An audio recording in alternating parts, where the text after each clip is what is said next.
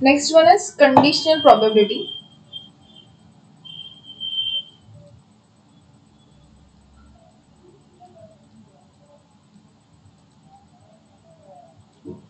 क्या होती है ये कंडीशनल प्रोबेबिलिटी? कंडीशनल प्रोबेबिलिटी में क्या होता है कि हमारे पास कोई इवेंट है, कि जैसे कोई इवेंट हो रही है, ओके, उसको हमने दो इवेंट में डिवाइड किया हुआ है। एक इवेंट हो जाने के बाद हम दूसरी इवेंट करते हैं, तो उसको हम बोलेंगे कंडीशनल प्रोबेबिलिटी। जैसे कि हमने किया था कि हमारे पास ऐसे बॉक्सेस है, राइट, एक के अंदर व्हाइट बॉल्स है, एक के अंदर रेड बॉल्स है और एक के अंदर ब्लू बॉल्स है, ओके। तो मैंने पहले बोला, हमने यहाँ पे बोला गया है कि सभी में से एक एक बॉल जो है वो हमें उठाना है, ओके, तीन बॉक्सेस में से। तो रैंडमली हमें 3 बॉल्स जो है वो उठाने हैं, ओके, और वो सारे उठा के हमें एक बॉक्स के अंदर भरने हैं, ओके। तो यहाँ पे हमारे पास व्हाइट, रेड और ब्लू तीनों के तीनों आ जाएंगे, ओके। तो हमारी जो इवेंट है वो मेन इवेंट ये हो जाएगी। अब इसके अंदर से अगर आप उठाते हैं कोई भी बॉल, यहाँ पे क्या बोला गया आपको कि मेन हमें 3 बॉल्स उठाने, एक व्हाइट, एक रेड और एक ब्लू, ओके। अब ऐसा बोला नहीं गया कि पहले कौन सा उठाना है, पहले व्हाइट उठाना है, पहले रेड उठाना है, पहले ब्लू उठाना है, ओके। जब ऐसा बोला गया होता है कि पहले हमें ये बॉल उठाना है उसके बाद ही ये उठाना है, तो वहां पे हमें जो इवेंट्स है उनके नंबरिंग दे दिए हुए होते हैं, जैसे कि ए, बी और सी। मतलब पहले हमें ए इवेंट करनी है, उसके बाद बी करनी है, उसके बाद सी करनी है, ओके। मतलब ऐसे केस के अंदर हम पहले ब्लू नहीं उठा सकते, पहले व्हाइट ही उठाना है, फिर रेड उठाना है, फिर ब्लू उठाना है, ओके। तो जब ऐसे केसेस होते हैं तो इसको हम बोलेंगे कंडीशनल प्रोबेबिलिटी। जैसे कि हमारे पास सपोज 52 कार्ड्स है, ओके। तो 52 कार्ड्स में से हमें बोला गया है कि या तो हमें उठाना है कोई रेड कार्ड या फिर हमें उठाना है कोई किंग, ओके। हमें इन दोनों में से कोई ड्रॉ करना है, ओके। तो सबसे पहले अगर हम रेड कार्ड उठा रहे हैं, ओके, तो रेड कार्ड तो एक खत्म हो गया, ओके। अब रेड में ही हमारे पास एक किंग आ गया। नहीं किया? नहीं मम्मा, अभी ज्वाइन हुआ। मैंने कब? अच्छा, मैंने लेफ्ट हो गई थी क्या? हाँ मैम। ओ 1 मिनट।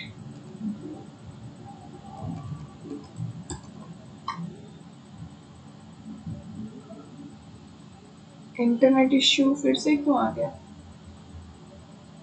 1 मिनट।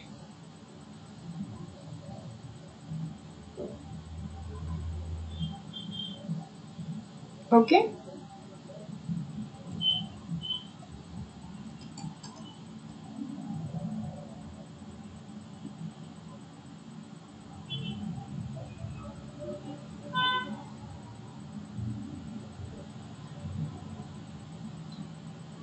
अगर मैं फिर से लेफ्ट हो जाऊँ तो फिर मुझे पर्सनल में मैसेज कर देना, ठीक है? मेरा मोबाइल डेटा चालू है तो फिर मैं उसी से कनेक्ट कर लूंगी। ओके, तो फिर से स्टार्ट कर लेते हैं। कंडीशनल प्रोबेबिलिटी है हमारे पास, अगर 3 बॉक्स है व्हाइट, रेड और ब्लू, तो उसके लिए अगर हमें दिया हुआ है कि पहले हमें व्हाइट बॉल उठाना है, उसके बाद रेड उठाना है, उसके बाद ब्लू उठाना है, तो ऐसे केसेस जो है उसको हम बोलेंगे कंडीशनल प्रोबेबिलिटी। या फिर अगर हमारे पास 52 कार्ड्स है, एक कार्ड का जो बंडल है उसके अंदर से हमें बोला गया है या तो हमें रेड कार्ड उठाना है या फिर हमें एक किंग उठाना है, ठीक है। We have to draw red card और we have to draw king. तो रेड कार्ड्स हमारे पास कितने होते हैं? 26, ओके। 26 रेड कार्ड्स होते हैं, हार्ट्स एंड डायमंड दोनों होके, ओके। तो इन दोनों के हमें 26 कार्ड्स होते हैं, दोनों ही रेड होते हैं। तो उसमें से हम कोई भी एक उठा सकते हैं। जो रेड कार्ड है मतलब हार्ट और डायमंड दोनों के अंदर भी किंग होता है, राइट। तो हमें सबसे पहले अगर रेड कार्ड उठा लिया तो हमारा जो इवेंट है, सपोज इवेंट ए है वो है रेड कार्ड, ओके, और इवेंट बी है वो है किंग, ओके। अब ए के अंदर ये किंग आ गया, पॉसिबल है तो हमारे पास किंग कितने बचते हैं? सिर्फ और सिर्फ 2 बच जाते हैं उसके बाद।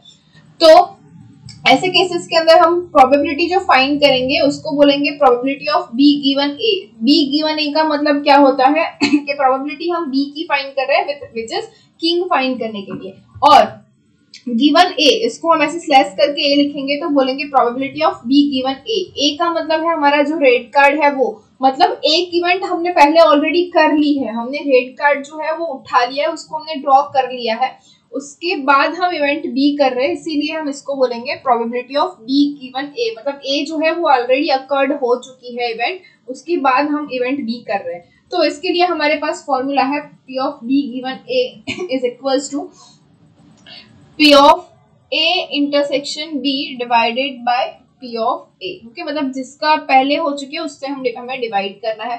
सेम थिंग हो सकता है P of A given B, अगर हमने इन दोनों को उल्टा कर दिया, पहले किंग ड्रॉ कर रहे हैं उसके बाद हम रेड कार्ड उठा रहे हैं, तो भी सेम हो जाएगा। तो उसकी जो प्रोबेबिलिटी है वो हो जाएगा P of A intersection B divided by P of B. क्यों? क्योंकि पहले इवेंट हो चुकी है बी, तो हम उससे डिवाइड करेंगे। तो ये जो है वो हमारी कंडीशनल प्रोबेबिलिटी है। तो कंडीशन क्या है कि एक इवेंट अगर पहले हो चुकी है और फिर हम दूसरी इवेंट कर रहे हैं, तो उसके ऊपर हमें क्या अप्लाई करना पड़ेगा, which is P of B given A और P of A given B. इसको हम बोलेंगे conditional probability. Okay,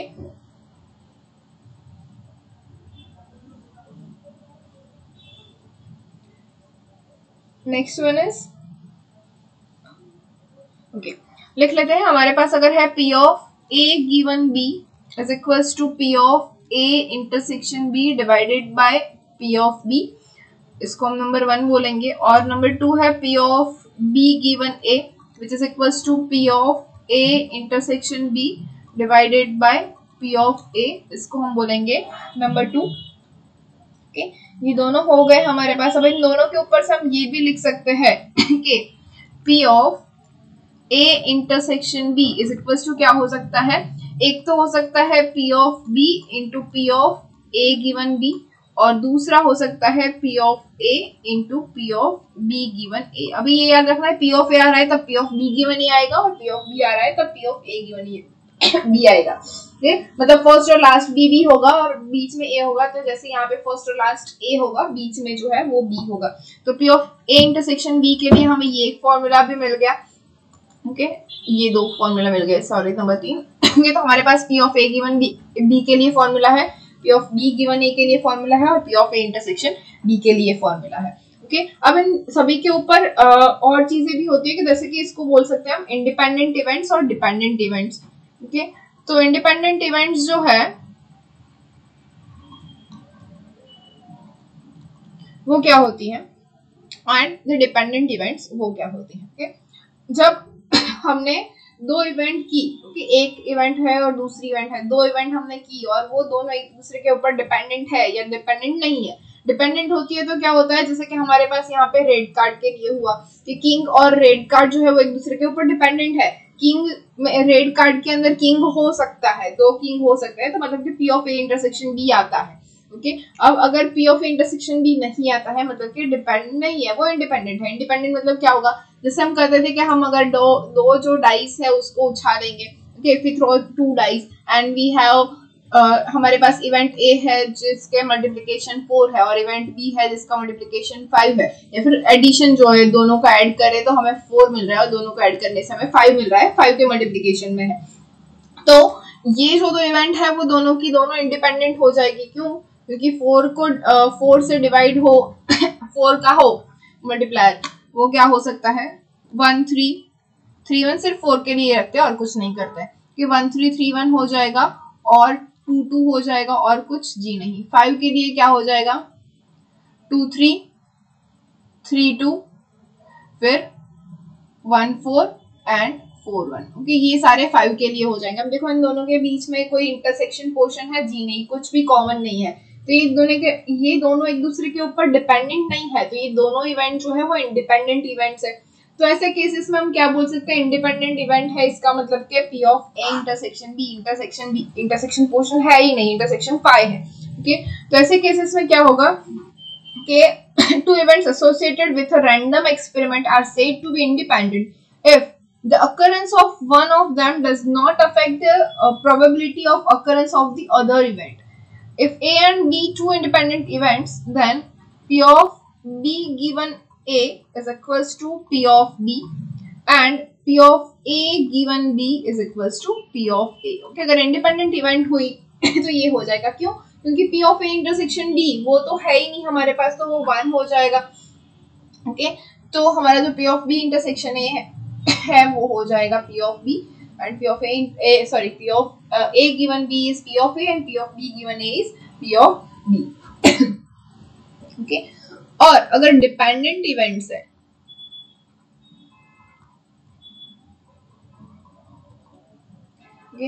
dependent events है तो सिंपल सी चीज है, हम जो अब तक करते आए थे वही P of A intersection B is equal to P of ये जो है वो number 3 P of A intersection B is equal to P of A B into P of A given B और P of A into P of B given A, ये हो जाएगा हमारा for the dependent events.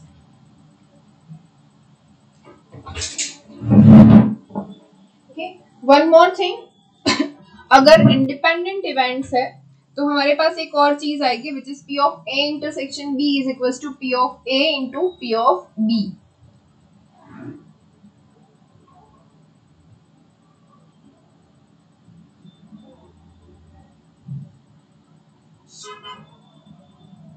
Okay, कैसे? देखो हमें पता है कि P of A intersection B is equal to क्या होता है, P of A into P of B given A, और 1 मिनट, नेक्स्ट में P of A intersection B is equal to क्या होता है, P of A into P of B given A और P of B into P of A given B। Okay, अभी देखो ये दोनों इवेंट जो है वो इंडिपेंडेंट है, ऐसा हमें पता है, तो P of B given A equal to क्या होता है, P ऑफ B, और P of A given B क्या होता है, P ऑफ A। तो ये हो जाएगा हमारा P of A into P of B given A is equal to P of B as they are independent events. Okay, same thing यहाँ पे P ऑफ B है into P of A given B क्या हो जाएगा, P of A। तो इसके ऊपर से, इन दोनों के ऊपर से हम लिख सकते हैं that if the events are independent, then we can write that P of A intersection B is equals to P of A into P of B.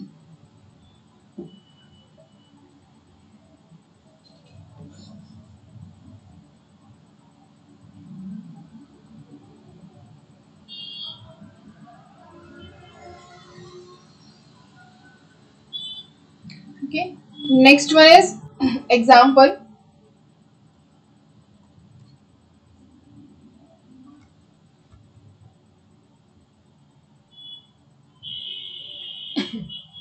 तो एग्जाम्पल से समझते हैं कि एग्जैक्टली इवेंट्स कैसे होती है। So number 1 is if P of A is 0.4, P of B is 0.3 and P of A intersection B is equals to 0.2, then find P of A given B and P of B given A। क्या हमें P of A दिया गया है, P of B दिया गया है, P of A intersection B दिया गया है, तो हमें फाइंड करना है P of A given B and P of B given A। Now we have the formula, क्या, P of A given B is equals to P of A intersection B divided by P of B and P of B given A is equals to P of A intersection B divided by P of A।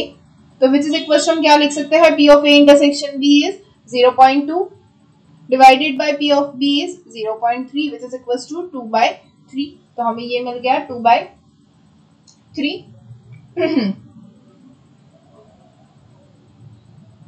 Okay, next one is P of B given A, P of A intersection B divided by P of A। P of A intersection B is 0.2 and P of A is 0.4 which is equals to 2 by 4 and which is equals to 1 by 2। तो हमें P of A given B और P of B given A दोनों मिल गए। Next इसके अंदर है हमारे पास number 2 which is if P of A is equals to 0.25, P of B is equals to 0.6 and P of A intersection B is equals to 0.2, are A and B independent events?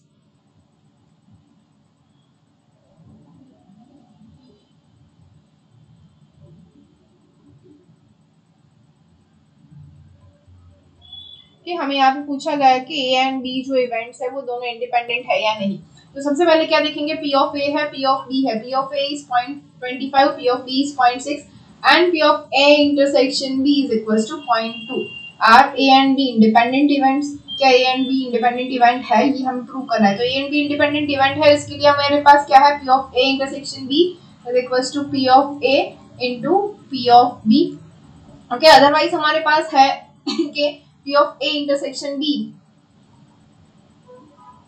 Okay, is equals to हमें क्या बोला दिया गया है 0.2।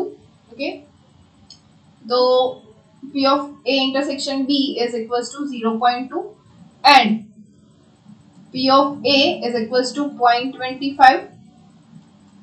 P of B is equals to 0.6. Now P of A into P of B is equals to क्या होता है 0.25 into 0.6, which is not equals to 0.2, so it is not equals to P of A intersection B. तो क्या हो जाएगा, ये independent events नहीं होगी, ये जो है वो डिपेंडेंट इवेंट हो जाएगी।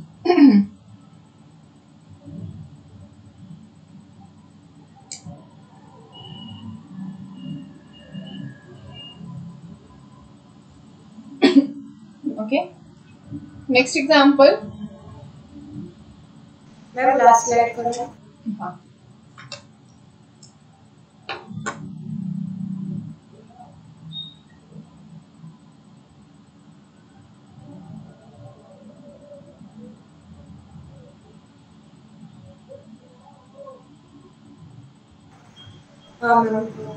हो गया। Next example. Okay. The probability of happening of the event A, लिख देती हूँ पूरा। The probability of happening of event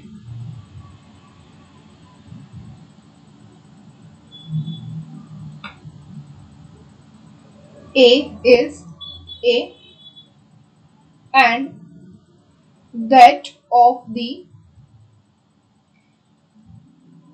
event B is B, given that A and B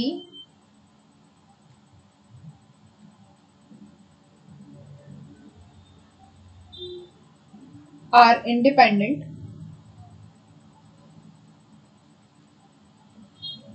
events, calculate the probabilities of, उसके अंदर हमारे पास काफी सारे हैं। A is, सॉरी नंबर 1 लिख लेती हूँ। A हमारे पास है, 1 है happening of both the events A and B,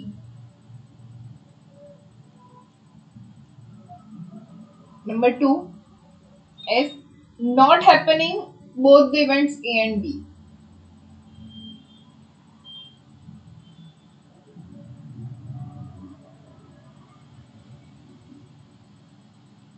number 3 is A happens and B does not happens,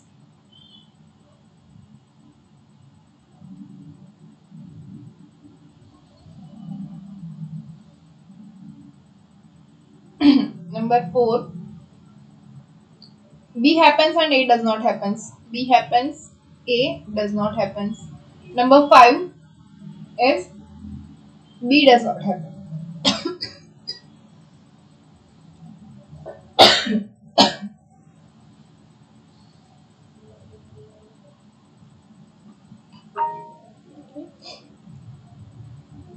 तो यहाँ पे क्या करेंगे,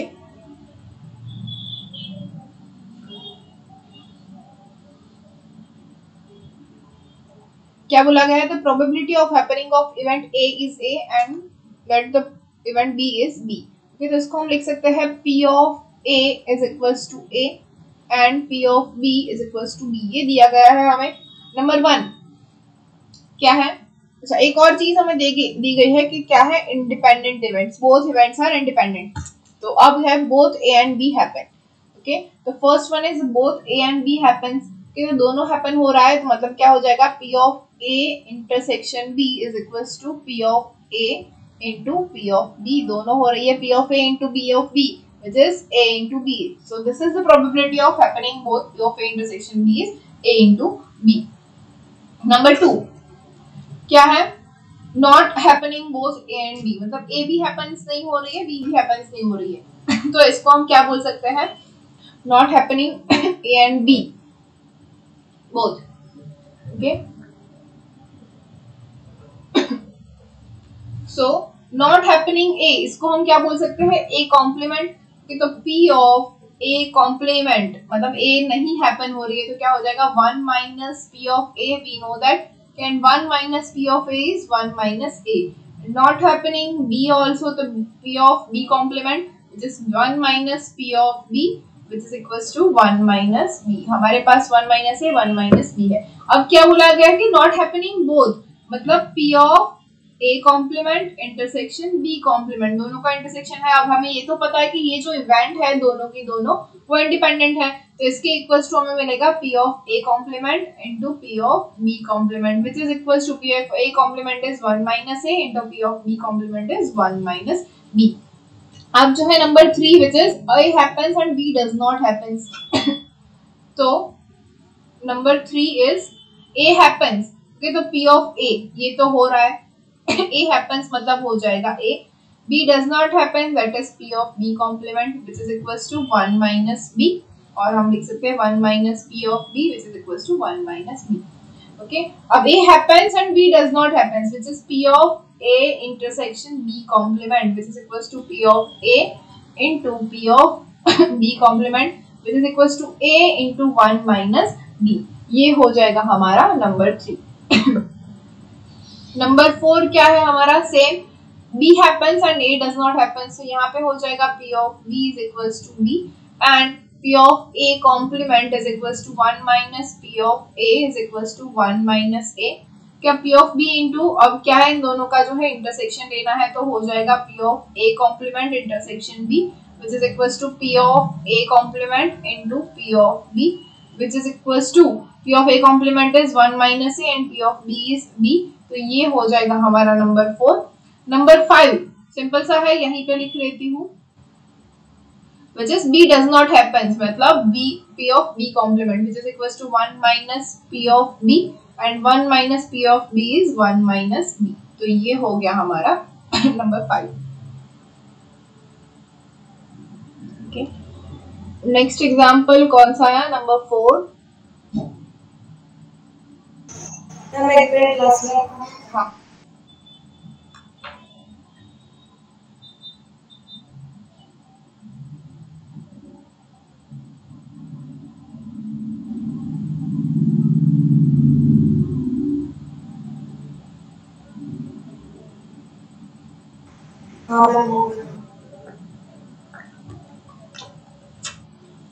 next example number 4। If A and B are two independent events,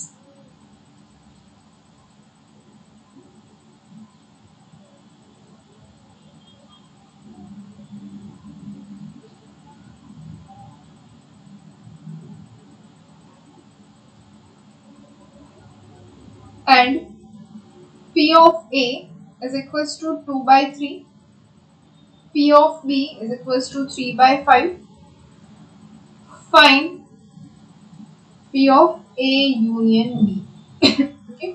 ये थोड़ा सा डिफरेंट आ गया, पहले अभी किया था उससे, लेकिन इतना भी कुछ डिफरेंट नहीं है। क्या करना है यहाँ पे, क्या है, A दिया गया है, B दिया गया है, are two independent events. Okay, P of A पता है, P ऑफ B पता है, P of A union B find करना है। तो हमें ये तो पता है कि P of A union B is equals to क्या होता है, P of A plus P of B minus P of A intersection B।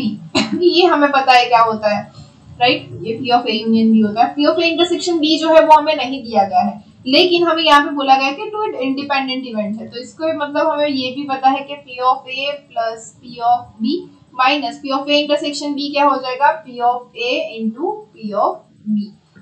Okay, तो सभी के वैल्यू रख देते हैं। P of A is 2 by 3 plus P of B is 3 by 5 minus P of A is 2 by 3 into P of B is 3 by 5, ये 3 3 cancel हो जाएगा। अब इन सभी का अगर 3 और 5 तो यहाँ पे 5 भी है, ओके, तो एलसीएम लेके करें तो ये नहीं कैंसिल करते हैं, रहने देते हैं, तो क्या हो जाएगा 15 एलसीएम होगा, यहाँ पे हमारे पास ऑलरेडी है, यहाँ पे हो जाएगा 10 plus 9 minus 6 whole divide by 15, so 10 plus 9 minus 6 divided by 15 is equals to 13 by 15.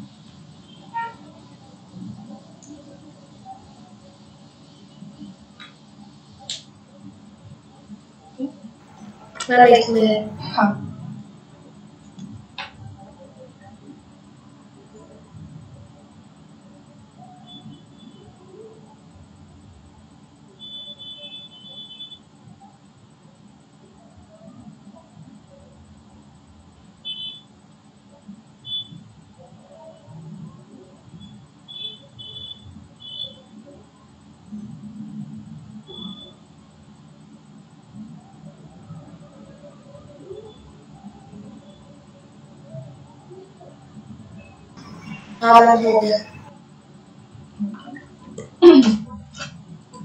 next one, example number 5, which is if P of A is equals to 1 by 2, sorry, P of B is 1 by 3 and P of A union B is equals to 2 by 3, then so that A and B are two independent events.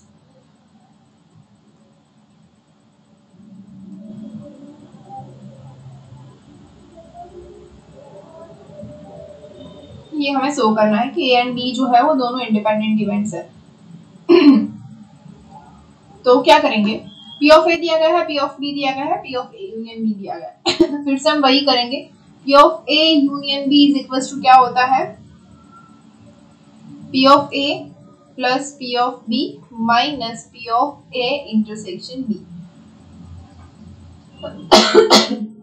P of A union B है value 2 by 3 which is equals to P of A is 1 by 2 plus P of B is 1 by 3 minus P of A intersection B। तो P of A intersection B इसके ऊपर से मिलेगा, तो P of A intersection B is equals to ये यहाँ पे आ जाएगा, 2 by 3 यहाँ पे आ जाएगा, तो 1 by 2 plus 1 by 3 minus 2 by 3, तो ये 3 into 2 which is 6 हो जाएगा हमारा LCM।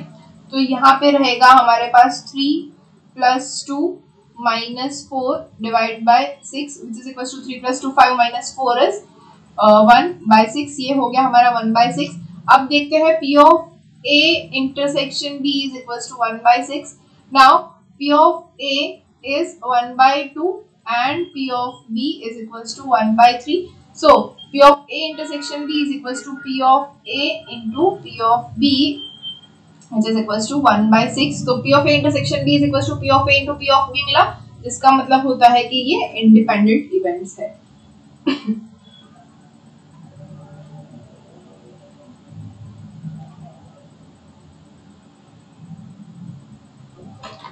समझ में आया?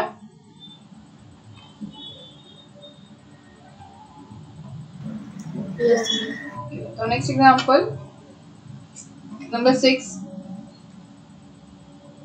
just if A and B two independent events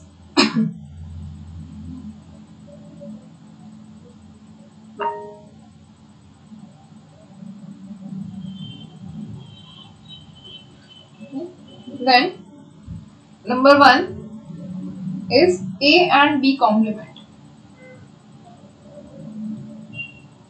number 2 is A complement and B complement are also independent।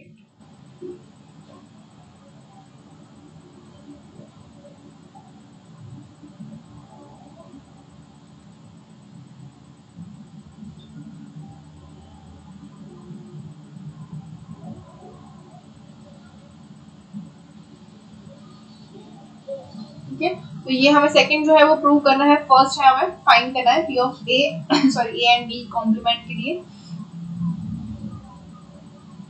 तो क्या करेंगे, टू इंडिपेंडेंट इवेंट्स है ये बोला गया है यहाँ पे, ओके, तो वही यूज करेंगे, P of A intersection B complement is equals to P of A into P of B complement, sorry P of A intersection B complement जो है वो हमें फाइंड करना है।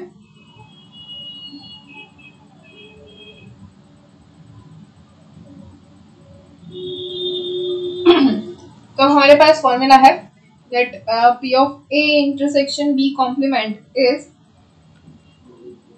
P of A minus P of A intersection B.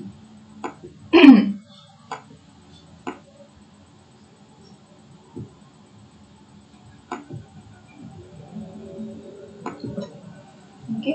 इसको हम लिख सकते हैं P of A minus P of A intersection B, ये हमारे पास फॉर्मूला है, राइट। अब हमें बोला गया कि दोनों इवेंट्स जो है वो इंडिपेंडेंट है, तो इसको हम लिखेंगे P of A minus P of A intersection B is P of A into P of B।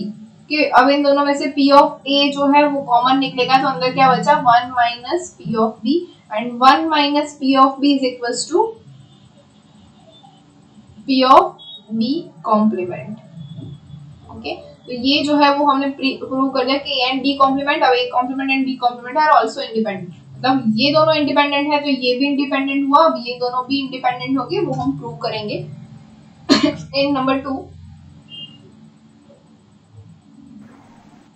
Slide करो। हाँ मैं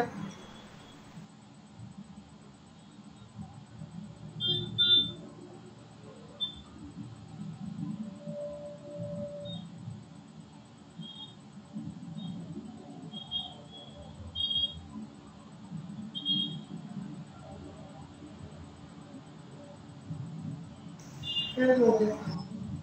ओके, अब सेकंड जो है हमें क्या करना है, P of A complement intersection B complement.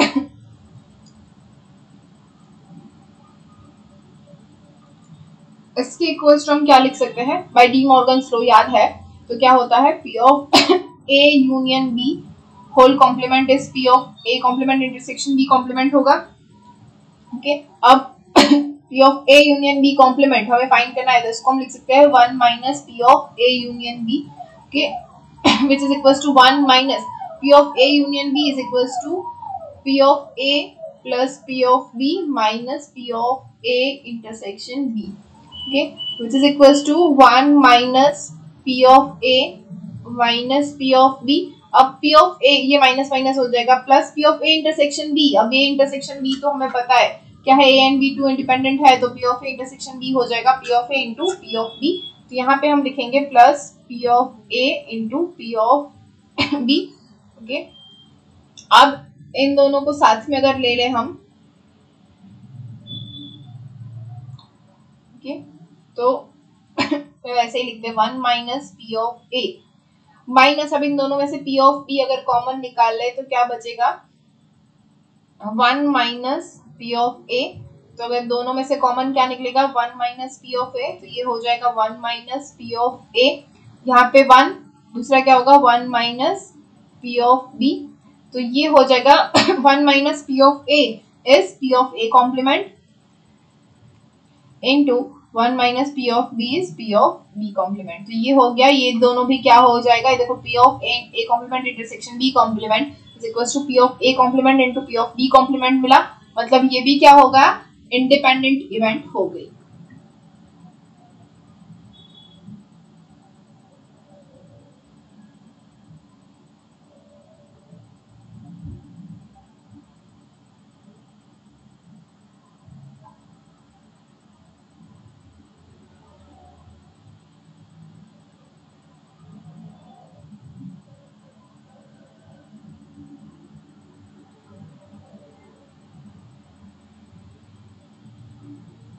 Okay, next example, number 7. Okay, which is 4 missiles are fired at a target. Okay, 4 missiles are fired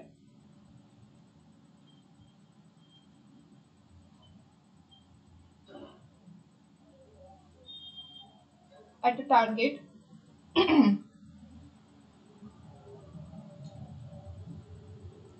if each missile has a probability 0.6,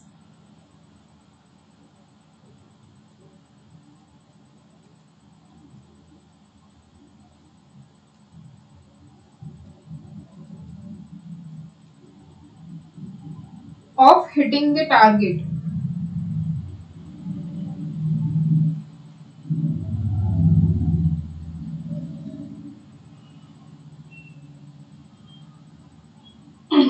What is the probability that the target will be hit at least once? Okay, at least once जो है वो target hit हो, ऐसी कितनी probability होगी वो हमें find करना है. ओके, तो सबसे पहले क्या है, लेट ए, हम लिखेंगे let A be the event that a missile will hit the target. Okay, missile hit करेगी टारगेट को, ऐसा हमारी इवेंट जो है वो हम ए ले लेते हैं. तो P ऑफ ए जो है वो क्या हो जाएगा, 0.6 जो है वो हमें दिया गया है, तो वो हो जाएगा 0.6. ओके, अब P ऑफ ए कॉम्प्लीमेंट मतलब कि हिट नहीं करेगी, ऐसा कितना टारगेट है, तो P of A complement which is equals to 1 minus P of A हो जाएगा, which is equals to 1 minus 0.6, क्योंकि क्या है हम ले लेते हैं कि एक भी बार हिट नहीं करती है, अगर हिट नहीं करती ऐसा लेते हैं तो हो जाएगा एटलीस्ट वंस, उसका भी कॉम्प्लीमेंट ले लेंगे तो 1 माइनस 0.6 इज 0.4. अब हमारे पास 4 मिसाइल है, तो टोटल क्या हो जाएगा 0.4 raise to 4 and 0.4 raise to 4 मतलब हमारा होगा 0.0256. ये होगा हमारा टोटल जो है, बिल्कुल एक भी बार जो मिसाइल है वो हिट नहीं करेगी, इसकी प्रोबेबिलिटी वो हो जाएगी हमारी 0.0256. ओके, अब हमें क्या फाइंड करना है कि एटलीस्ट वंस तो वो हिट करती ही करती है, तो मतलब इसका भी जो कॉम्प्लीमेंट है वो हमें फाइंड करना है. सपोज ये है हमारी इवेंट बी, ये हो गया हमारा P ऑफ बी जो एक भी बार हिट नहीं कर रहा है. ओके, तो हमें फाइंड क्या करना है, P of B complement which is equals to 1 minus P of B is equals to 1 minus 0.0256 which is equals to 0.9744. तो दिस इज आवर प्रोबेबिलिटी कि एटलीस्ट वंस तो वो हिट करेगी.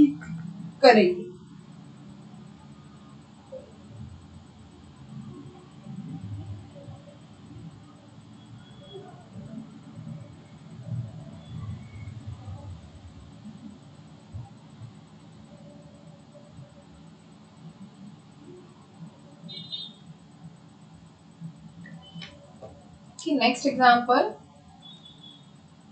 Number 8 which is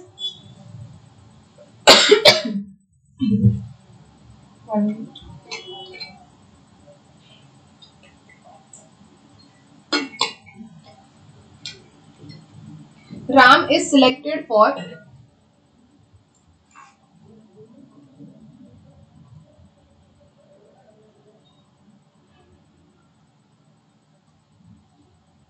two job interviews.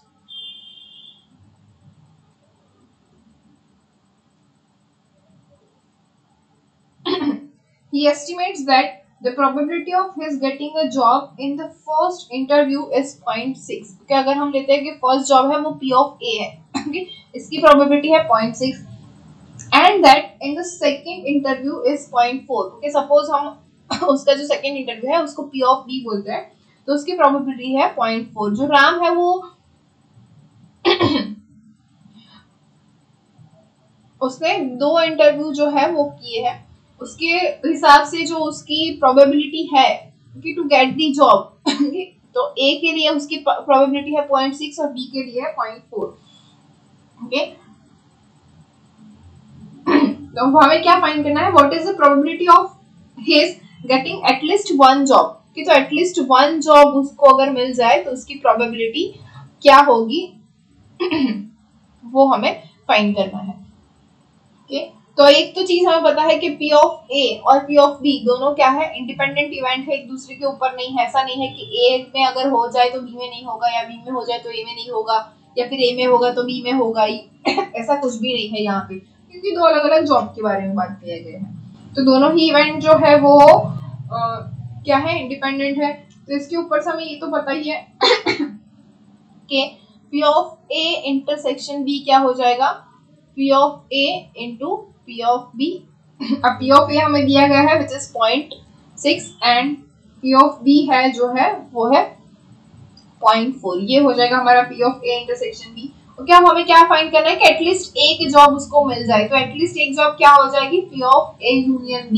कि तो P of A union B मतलब उसको एक जॉब तो मिलेगी ही मिलेगी, just P of A plus P of B minus P of A into P of B। क्यों? क्योंकि P of A intersection B is equal to P of A into P of B होगा।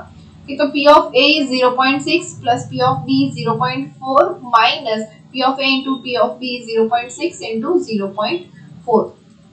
तो which is equals to हमें मिलेगा 1.0 minus 0.24 which is equals to 0.76। ये हो जाएगा हमारा P of A union B।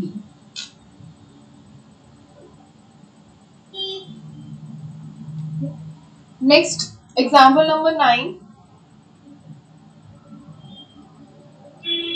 is Arun and Tarun appear for an interview for 2 vacancies.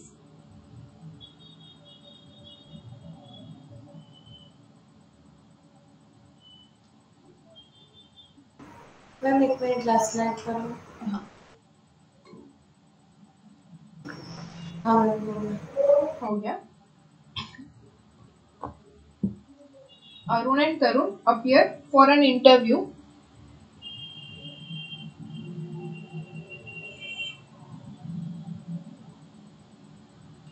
for 2 vacancies.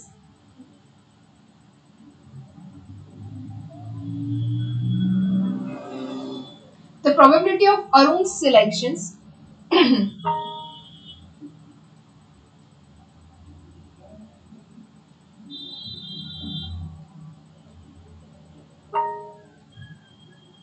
is 1/3 and that of Tarun's selection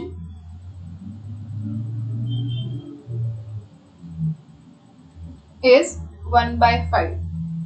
Find the probability that only one of them will be selected.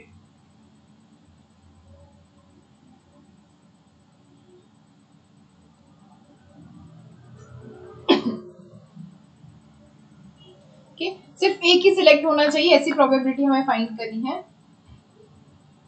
Okay, या तो Arun select होना चाहिए या फिर तरुण select होना चाहिए, दोनों साथ में सिलेक्ट नहीं होने चाहिए। ओके, तो क्या होगा इसके लिए? तो सबसे पहले हम लेते हैं कि ए जो इवेंट है वो उसके अंदर अरुण सिलेक्ट होता है कि तो P of A क्या हो जाएगा 1/3 और B जो है हमारी उसके अंदर हमारा तरुण सिलेक्ट होता है तो P of B हो जाएगा 1/5। ओके, अब हम ऐसे केसेस लेते हैं जहां पे अरुण सिलेक्ट नहीं होता है तो हो जाएगा P of A complement which is equals to 1 minus P of A which is equals to 1 minus 1/3 which is 3 minus 1 is 2/3। Okay, अब हम लेते हैं कि जहाँ पे जो तरुण है वो सिलेक्ट नहीं होता है तो ये हो जाएगा P of B complement which is equals to 1 minus P of B which is equals to 1 minus 1/5, 5 minus 1 which is 4/5। तो ऐसे केसेस जहाँ पे अरुण सिलेक्ट नहीं होता है वो है 2/3, ऐसे केसेस जहाँ पे तरुण सिलेक्ट नहीं होता है वो होता है 4/5। ओके, अब क्या चाहिए हमें? दोनों में से सिर्फ एक सिलेक्ट होना चाहिए। ओके, तो उसके अंदर नंबर 1 हम ले लेते हैं कि चलो अरुण सिलेक्ट होता है और तरुण सिलेक्ट नहीं होता है। ओके, तो number 1 is Arun is selected and Tarun is not selected.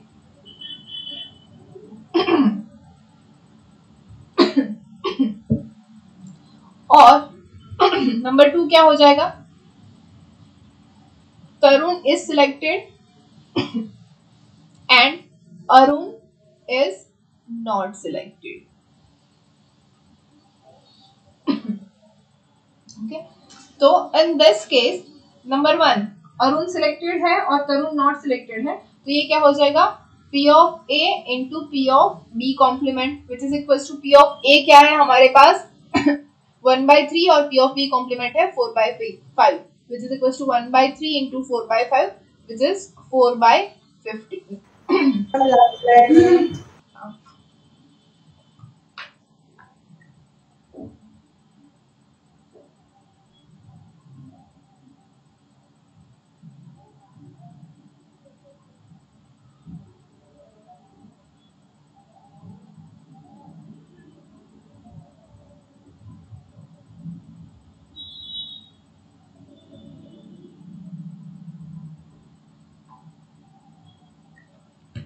करो नेक्स्ट।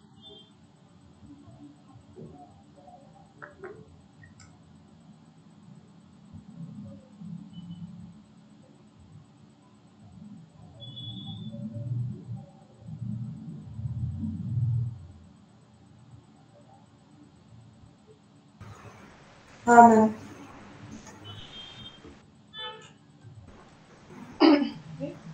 तो अब नंबर 2 है हमारा, जहां पे अरुण सिलेक्ट नहीं होता है which P of A complement और तरुण सिलेक्ट होता है which P of B.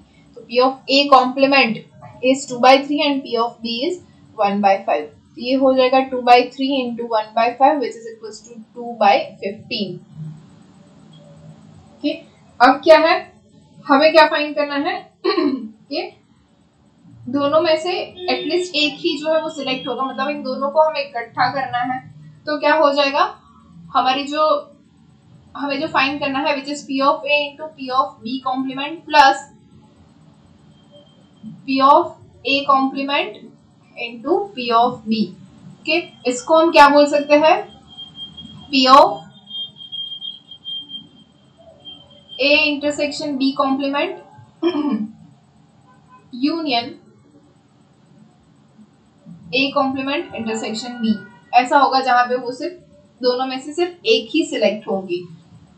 Okay, तो P of A intersection P of A into P of B complement क्या हो रहा है 4/15 plus P of A complement into P of B हो रहा है 2/15 which is equals to 6/15।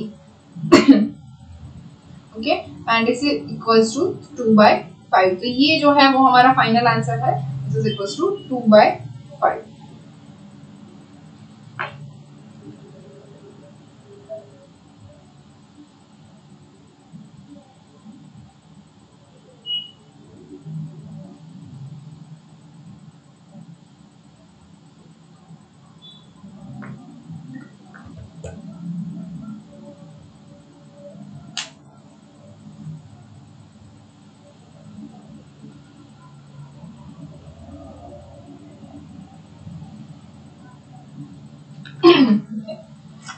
Next example tuition number 10 is Komal and Monica appeared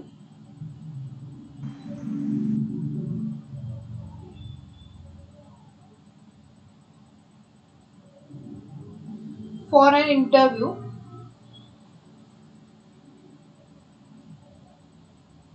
for 2 vacancies.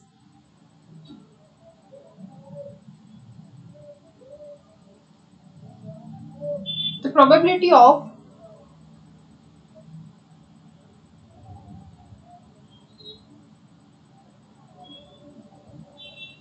Komal's selection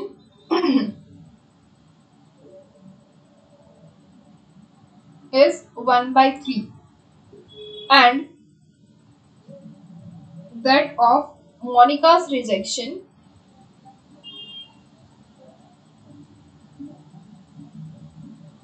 is 4/5. Find the probability that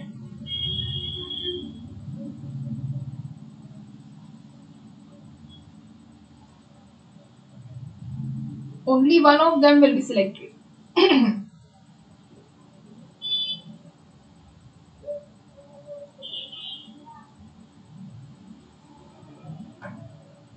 same जैसा आगे था वैसा ही है।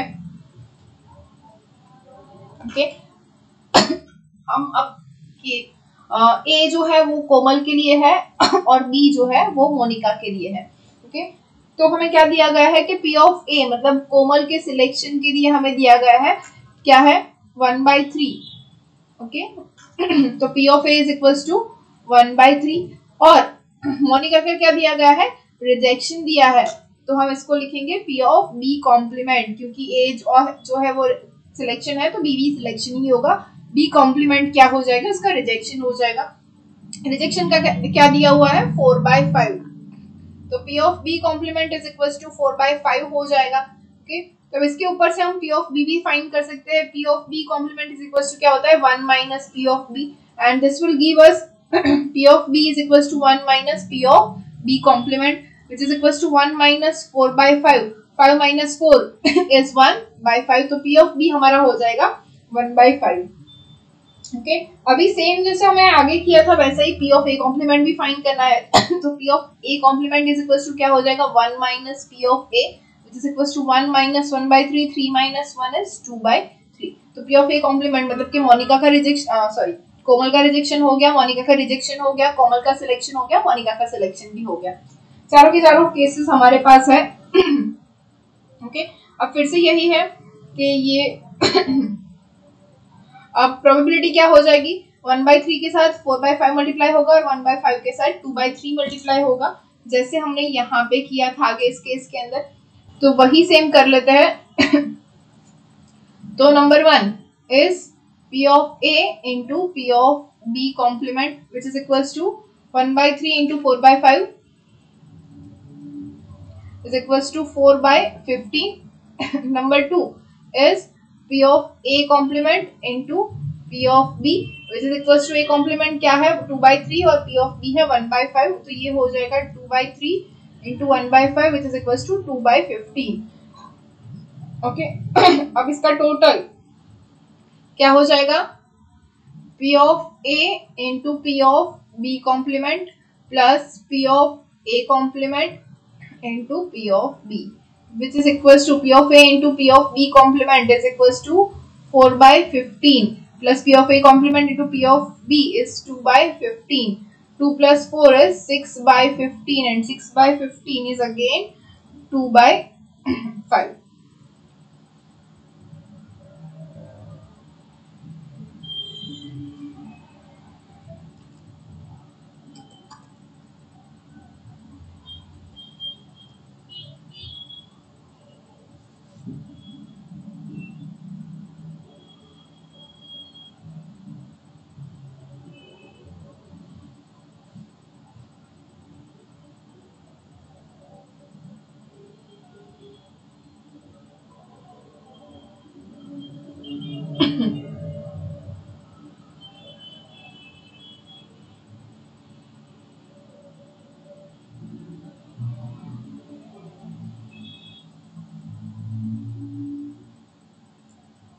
Okay, next example, number 11.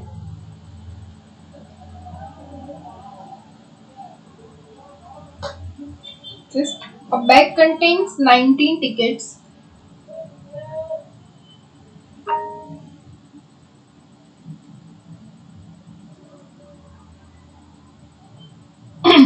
Numbered from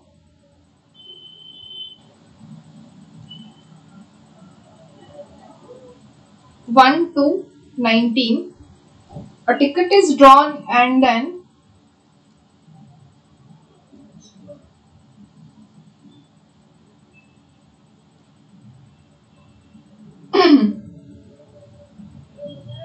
another ticket is drawn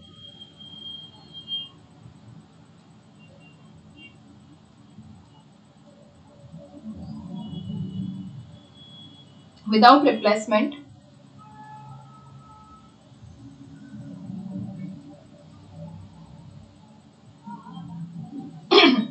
Find the probability that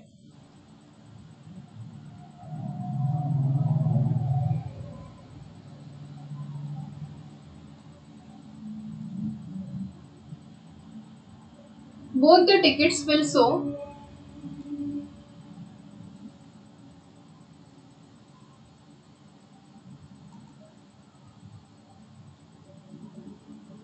even number.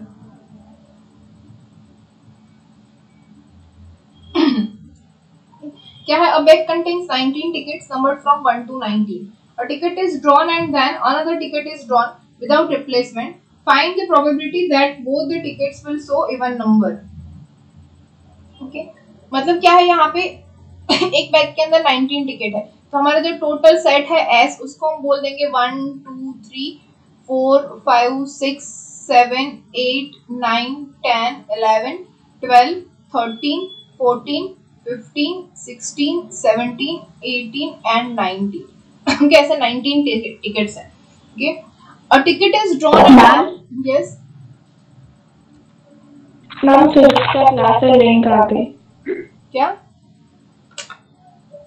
अच्छा lecture ma'am है? 3 बजे physics का class था। हाँ ma'am. Okay then you can leave the class, हम नेक्स्ट लेक्चर में करेंगे, कल कर लेते हैं ये पूरा।